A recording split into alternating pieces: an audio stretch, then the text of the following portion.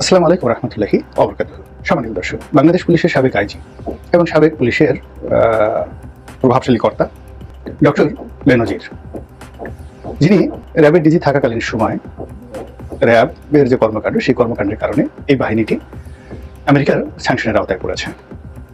তো তার সম্পর্কে বাংলাদেশে প্রচুর বিতর্ক রয়েছে। তার বন্ধুদের নিকট তিনি খুবই সজ্জন, তিনি খুবই পরোপকারী এবং তিনি যাদেরকে ভালোবাসেন তাদেরকে ওন করেন এবং আপনজন প্রিয়জনের কাছে তিনি খুবই প্রিয় একজন ব্যক্তিত্ব। একই সঙ্গে তিনি তার শত্রুদের জন্য রীতিমতো জম। তার দুর্নীতি সম্পর্কে যে কথাবার্তা শোনা যাচ্ছে, অন্যান্য যে বিষয়গুলো শোনা যাচ্ছে, তাতে মনে হয়েছে যে তিনি সব্যসাচী। সকল কর্মগুলোই তিনি একসঙ্গে করেছেন। তিনি স্ত্রীকে ভালোবেসেছেন, তার সহায় সম্পত্তির বিরাট অংশ স্ত্রী এবং সন্তানদের নামে রয়েছে। আবার অন্য নারীদের প্রতি তার যে ভালোবাসা, এটি এরশাদকেও ছাড়িয়ে গিয়েছে, প্রচণ্ড ভালোবাসা।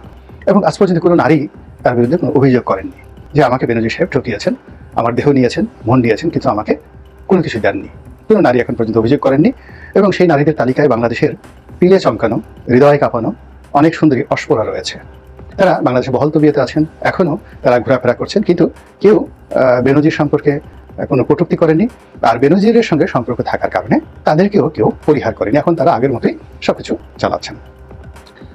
এরপর সে টাকা পয়সা উপার্জন করে রিসোর্ট করেছেন, 5 স্টার হোটেল করেছেন, দুবাইতে ব্যবসা বাণিজ্য করেছেন, যা এখন প্রচার করা হচ্ছে।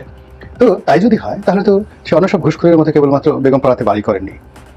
সে কৃষি খামার করেছে, রিসোর্ট করেছে, কক্সবাজারে 5 স্টার হোটেল করেছে, আরও জায়গা জমি করেছে, এমনকি গরুর খামার করেছে।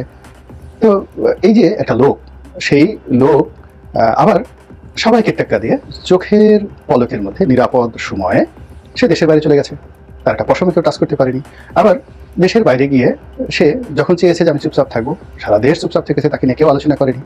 আবার এখন সে ইচ্ছা করেছে যে আমি প্রকাশিত হব, তখন আমরা আবার সবাই তাকে নিয়ে ভিডিও বানাচ্ছি, আলোচনা করছি। Kazi he is not a normal man, তিনি একজন সাধারণ মানুষ নন। তো তিনি এই যে হঠাৎ করে যে আবির্ভূত হলেন, এটির একটা বিশাল সোশ্যাল, পলিটিক্যাল, ইকোনমিক যে ইম্প্যাক্ট বাংলাদেশের রাজনীতিতে রয়েছে, এটি নিয়েই মূলত আজকে এই আলোচনা করব।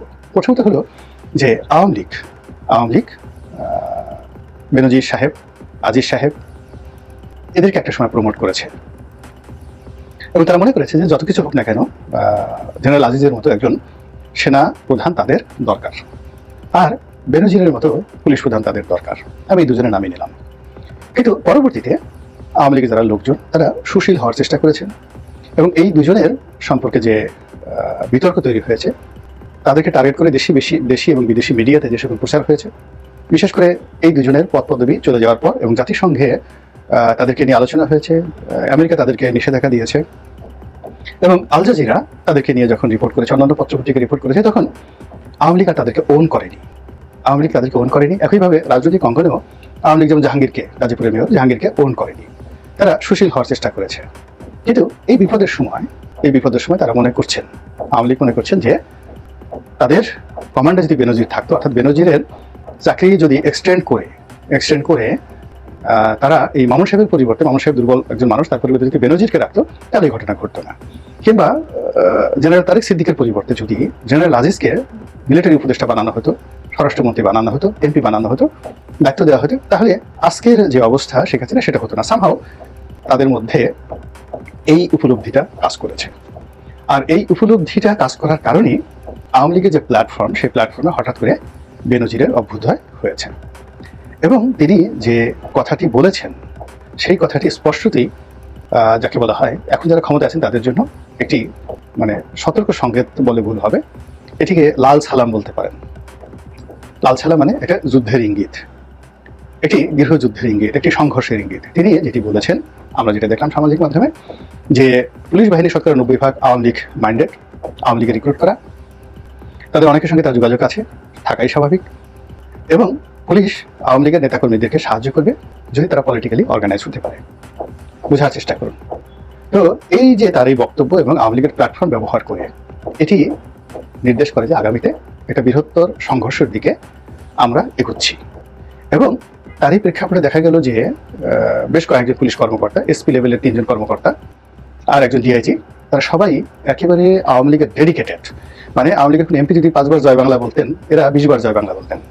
এবং পুলিশ বাহিনীকে বিভিন্ন অ্যাঙ্গেলে তারা যেভাবে ব্যবহার করেছেন, সেটা পুলিশ বাহিনী, আওয়ামী লীগ, রাষ্ট্র এর মধ্যে কোনো পার্থক্য ছিল না। সবাই আলোচিত, বিতর্কিত এবং কর্মকর্তা হিসেবে যথেষ্ট দাপটের সঙ্গে তারা দায়িত্ব পালন করেছেন, সীমাহীন দায়িত্ব পালন করেছেন। তো এরকম 4 জন কর্মকর্তাকে গ্রেপ্তার করা হয়েছে, যাদেরকে এখন চাকরি থেকে ওএসডি করা হয়নি, তাদেরকে গ্রেপ্তার করা হয়েছে বেনজির সাহেবের এই কথা বলার সঙ্গে সঙ্গে। আবার দ্বিতীয় যে ঘটনা ঘটেছে 2014 এবং 2018, আমি দেখলাম যে বিভিন্ন সামাজিক মাধ্যমে যারা ডিসি এবং এসপি ছিলেন তাদের একটা তালিকা সোশ্যাল মাধ্যমে ঘুরে বেরিয়েছে এবং তাদেরকে যে কোনোভাবে চাকরিচ্যুত করা, গ্রেপ্তার করার জন্য উঠে পড়ে এখন যারা আছেন তারা লেগেছেন এবং এটা হবেই। তো এই যে বেনজির সাহেব যে হঠাৎ করে দৃশ্যপটে আসলেন বা তাকে আনা হলো, এটা আওয়ামী লীগ এবং বেনজির সাহেব তারা কিন্তু ইচ্ছে করেই এই কাজটি করেছেন। কেন করেছেন? সেটা হলো বিএনপির অনেক পুলিশ কর্তা যারা বিএনপি করার কারণে ওএসডি হয়েছিলেন, বিএনপি করার কারণে তারা প্রমোশন পাননি, চাকরিতে ছিলেন, তারা ডুব মেরেছিলেন, তারা বিএনপির জন্য কিছুই করেননি, কিন্তু এখন আবার ক্ষমতা লাভের সঙ্গে সঙ্গে তারা সবাই মানে বিএনপির একেবারে মির্জা ফখরুলের চেয়েও বড় বিএনপি হয়ে গেছেন, গয়েশ্বর বাবুর চেয়ে বড় বিএনপি হয়ে গেছেন, মির্জা আব্বাসের চেয়ে বড় বিএনপি হয়ে পায়ের উপর পা তুলে তারা এখন মুরগিরাম চিবোচ্ছেন। আওয়ামী লীগ এই ভুলটা করতে চাচ্ছে না। আওয়ামী লীগ যেটা চাচ্ছে সেটি হলো এরকম যে সকল সিভিল সার্ভিস এবং পুলিশ সার্ভিস এমনকি মিলিটারি সার্ভিসে যারা গত 15 বছরে সুযোগ নিয়েছেন, এখন আওয়ামী লীগ তাদের কাছে ডিমান্ড করছে যে তোমরা আমাদের জন্য কাজ করো, আমাদের জন্য স্পেস তৈরি করে দাও, সুযোগ তৈরি করে দাও, আর যদি না করে দাও আমরা তোমাদের নাম বলে দেবো এবং তোমাদেরকে বাধ্য করব তোমরা জেলে থাকো এবং তোমরা কমান্ডের বাইরে থাকো, তোমরা চাকরিচ্যুত হও। এর ফলে তোমাদের আওয়ামী লীগে এসে আওয়ামী লীগের দলদাস হওয়া ছাড়া তোমাদের আর কোনো কর্ম থাকবে না। এর উপকার হবে দুটো। প্রথমত, তোমরা যদি আওয়ামী লীগে যোগদান করো তাহলে জেলে থাকো বা জেলের বাইরে থাকো, সেখানে দলকে তোমরা সার্ভ করবে এবং তোমাদের যারা আপনজন আছে তাদের মাধ্যমে তোমরা দলকে সংগঠিত করার চেষ্টা করবে। এখন পুলিশ কর্মকর্তা এবং সিভিল সার্ভিস, মিলিটারি সার্ভিসে যদি এভাবে 1000 লোককে টার্গেট করে বা 2000 লোকের টার্গেট করে চাকরিচ্যুত করা হয়, এই 2000 লোকের সঙ্গে তো আরও অ্যাটলিস্ট 6000 লোকের খুব ঘনিষ্ঠ বন্ধুত্ব রয়েছে। তো এই 6000 লোককে কিন্তু তারা তাদের নিজেদের প্রয়োজনে তারা কিন্তু তখন নক করবে, ব্যবহার করবে, যেটা এখন তারা করছেন না। এখন তারা ডুবে পানি খেয়ে তারপর শেষে কেউ বিএনপি হওয়ার চেষ্টা করছেন, কেউ জামাত হওয়ার চেষ্টা করছেন, অনেকে জামাতের নেতাদের হাতে পায়ে ধরছেন নিজেদের চাকরি বাঁচানোর জন্য। এদের যাকে বলে মুখোশটা আওয়ামী লীগ খুলে দিতে চাচ্ছে এবং খুলে দেওয়ার জন্য এখন যেভাবে বেনজির সাহেবকে সামনে আনা হয়েছে, একইভাবে অনেক সেনা কর্মকর্তাকে সামনে আনা হবে যারা পালিয়ে আছেন, রিটায়ার করেছেন, অনেক সিভিল সার্ভিসদের কর্মকর্তা তাদেরকে এইভাবে সামনে আনা হবে, যাতে করে এই যে তাদের যারা সুবিধাভোগী লোকজন রয়েছে তারা যেন কোনো অবস্থাতেই ভুল পাল্টে তারা নিজেদের স্বার্থের জন্য বা আওয়ামী লীগের যে ইনভেস্টমেন্ট রয়েছে এদের পিছনে পুরো ইনভেস্টমেন্টটাকে তারা যেন জিরো করতে না পারে। It's very alarming. Second thing যেটি হচ্ছে সেটা হলো এরকম যদি 1000 লোককে বা 2000 লোককে টার্গেট করে চাকরিচ্যুত করা যায়, তাদেরকে আওয়ামী লীগের ট্যাগ দিয়ে প্রশাসন থেকে আলাদা করে দেওয়া হয়, তাহলে কি হবে? এদের কাছে যে তথ্য উপাত্ত ডাটা রয়েছে এই ডাটাগুলো অন্য কর্মকর্তাদের হাতে নেই। ফলে আওয়ামী লীগের সাধারণ জনগণ, আমজনতা নিরাপদ থাকবে, এমনকি শেখ হাসিনাও নিরাপদ থাকবে। এগুলো এক। আদারওয়াইজ এরা বেইমান হয়ে, মুনাফেক হয়ে তারা গিয়ে ধরুন মির্জা আব্বাসের হাতে পায়ে ধরলো, গিয়ে তার কাছে গিয়ে বলে দিল যে অমুক অমুক এই কাজগুলো করেছে, সাবির হোসেন চৌধুরী এই কাজ করেছে, বা ধরুন গয়েশ্বর বাবুর কাছে গিয়ে বললো বিপু এই কাজ করেছে। এই জিনিসগুলো সংশ্লিষ্ট যারা কর্মকর্তা তারা সুন্দরভাবে এই জিনিসগুলো জানেন। ওখানকার টিওনো, ওখানকার ওসি, ওখানকার ডিসি তারা যদি স্ব এলাকার সংসদ সদস্যের বিরুদ্ধে মুখ খুলেন এবং ওই এলাকার সম্ভাব্য প্রার্থী জামাতের হোক বা বিএনপির হোক তাদের কাছে যদি এই জিনিসগুলো বলে দেন, এখানে অনেকগুলো রসায়ন তৈরি হবে যেগুলো কল্পনাই করা যায় না। এই কাজটি আওয়ামী লীগ করতে দেবে না। আর সবচেয়ে ভয়ঙ্কর যে বিষয়টি সেটি হলো এদের যে দক্ষতা এবং অভিজ্ঞতা, এই 3000 লোক যদি বাহিনী থেকে, প্রশাসন থেকে চলে যায়, তাহলে এখানে যে একটা শূন্যতা তৈরি হবে, অরাজকতা তৈরি হবে, বিচারহীনতা তৈরি হবে, বিশৃঙ্খলা তৈরি হবে, সুশাসনের পরিবর্তে কুশাসন তৈরি হবে, আমলাতান্ত্রিক জটিলতা তৈরি হবে। এটা রাতারাতি পূর্ণ করা সম্ভব নয়। তখন কি হচ্ছে, সারা দেশে এখন যে বিশৃঙ্খলা চলছে এটা আরো 10 গুণ বেড়ে যাবে, পুরো মাঠ ঘোলা হয়ে যাবে।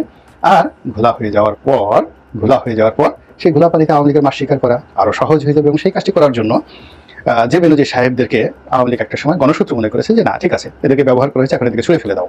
আসলে যে সময়টিতে ছাগল কাণ্ড ঘটলো, যে সময়টিতে বেনজির কাণ্ড ঘটলো, এদের দুজনকে নিয়ে খুব বেশি বাড়াবাড়ি যখন হলো, যেখান থেকে এই যে দেখেন কোটা বিরোধী আন্দোলন, ঠিক ওই সময়টিতে যদি শেখ হাসিনা একটা ধমক দিতেন বা এদের পক্ষে অবস্থান নিতেন, তাহলে পরবর্তীতে অন্য কোনো জিনিস কিন্তু ঘটতো কি না এইভাবে আমার কাছে মনে হচ্ছে না। কিন্তু আওয়ামী লীগ তখন যে কোনো কারণে ভয় পেয়ে গেছে, অথবা যে কোনো কারণে এদেরকে মাইনাসের খাতায় ফেলে দিয়েছে, অথবা যে কোনো কারণে মনে করেছে এরা হলো লায়াবিলিটি, দলের জন্য রাষ্ট্রের জন্য, আমাদের জন্য লায়াবিলিটি। এখন যাদেরকে আপনি বর্জ্য হিসাবে, আবর্জনা হিসেবে ফেলে দিয়েছেন, এখন আপনি সেই আবর্জনা ডাস্টবিন থেকে খুঁজে খুঁজে তাদেরকে আনছেন, না এরাই আমার মণি, এরাই আমার মাণিক্য, এরাই আমাকে 15 বছর টিকিয়ে রেখেছে, কাজেই আগামীতে যদি ক্ষমতা আসতে হয় এদেরকে আমার লাগবে। বুঝতে পারছেন যে অপারেশন, যে যাকে বলে ডেভিল হান্ট, সেই ডেভিল হান্ট নিয়ে আপনারা যারা এগুচ্ছেন, সেখানে আপনার প্রতিপক্ষ কি ধরনের প্ল্যান করছে, পরিকল্পনা করছে, একটু সুন্দরভাবে মাথা ঠান্ডা রেখে চিন্তা করার চেষ্টা করেন, তারপরে ব্যবস্থা নিন। আল্লাহ আমাদের সবাইকে হিদায়াত দান করুন এবং হেফাজত করুন। আসসালামু আলাইকুম ওয়া রাহমাতুল্লাহি ওয়া বারাকাতুহু।